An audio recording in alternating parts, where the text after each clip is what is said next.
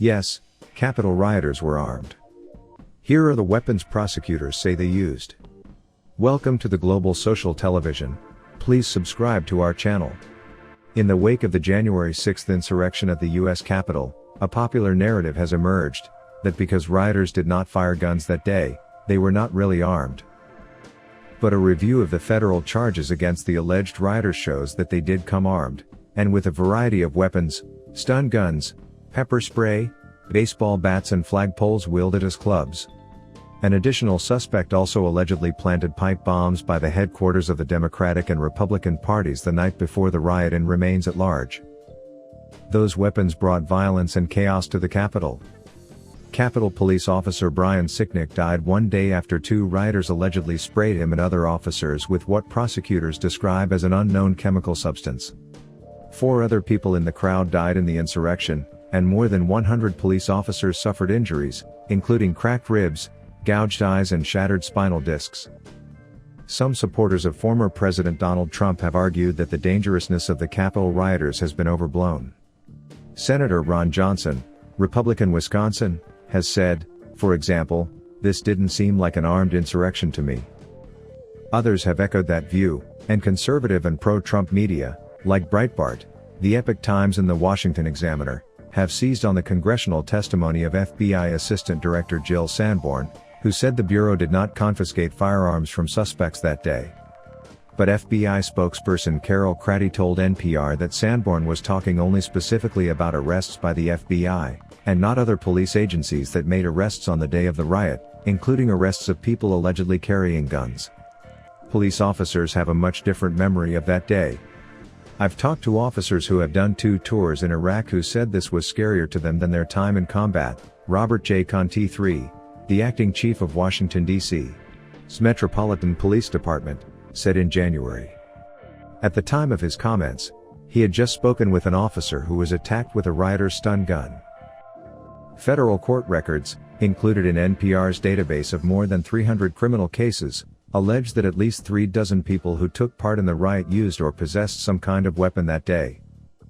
This number is likely a low estimate of the total number of weapons that rioters brought with them. As the Justice Department has noted in court filings, no crowd member submitted to security screenings or weapons checks by Capitol Police or other authorized security officials. Most of the people who stormed the Capitol were not arrested during the riot itself. Many are still at large. This was a pretty heavily armed crew of people compared to what you usually see at protests, said Heidi Beirich, a co-founder of the Global Project Against Hate and Extremism. Even when you see people who are armed at protests in states, for example, where they have open carry laws, they aren't storming into a building using the weapons in the way that we saw at the Capitol. Lorenzo Boyd, a former director of the Center for Advanced Policing at the University of New Haven, called attempts to downplay the deadliness of the weapons used on January 6 a false narrative. "There were a lot of weapons that could be lethal weapons as applied," said Boyd. In his view, the fact that the rioters were armed with a variety of weapons clearly contributed to the Capitol Police's failure to protect the building. "If you see a lot of resistance and you're being outgunned, outmanned, outpowered, you tend to kind of fall back a little bit," said Boyd. Beirich said downplaying the violence also undermines efforts to combat domestic extremism more generally.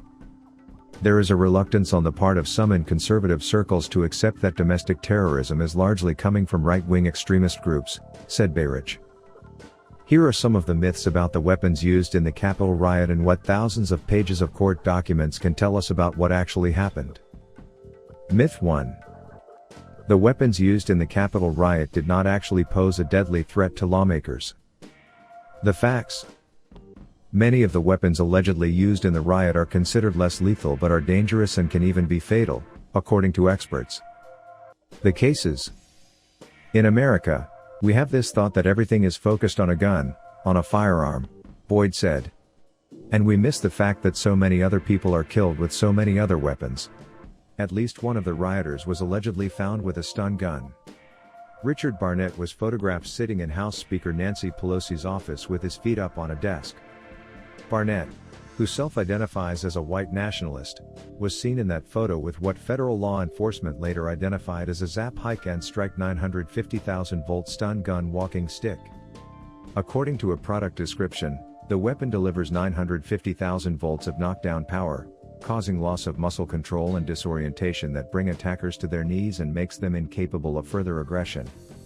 A Reuters investigation found that, as of 2017, more than 1,000 people died after police used a stun gun on them.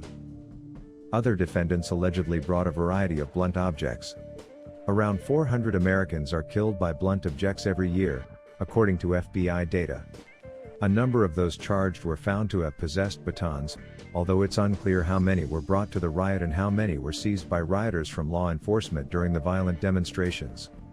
Prosecutors allege Bruno Joseph Kuo was captured in a video allegedly wielding a baton, while Scott Kevin Fairlamb was seen on Capitol grounds carrying a collapsible baton. Colorado resident Jeffrey Subal allegedly told federal investigators that he picked up a baton from a law enforcement officer but did not recall whether he struck the officer with it because he was in a fit of rage and the details are cloudy. Jonathan Mellis can be allegedly seen on footage from a Metropolitan Police Department body camera repeatedly striking and making stabbing movements towards the officers using a large stick. According to court documents, Mellis appears to be attempting to strike the officers' necks between their helmets and body armor where they are not protected. Federal prosecutors have called Michael Foy one of the most violent of the Capitol rioters and have said that evidence shows him brutally assaulting law enforcement officers with both a hockey stick and a sharpened pole during the riot. Foy's attorney has argued that Foy was acting in self-defense and that his actions were justified and not premeditated. Myth 2. People involved in the Capitol riot were not armed because they did not have any guns. The facts. At least 3 people arrested in connection with the Capitol riot are facing gun charges, though the government has not alleged that those 3 were part of the actual breach of the building. Other defendants are suspected of possessing guns during the riot but, like the vast majority of the estimated 800 rioters, were not searched that day. The cases. Federal prosecutors say that Christopher Michael Alberts of Maryland was arrested on Capitol grounds on the evening of January 6 while carrying a Taurus G2C 9mm handgun with 1 round in the chamber and a full 12-round magazine. He also allegedly had an extra magazine in his pocket and was carrying a gas mask, pocket knife and first aid kit.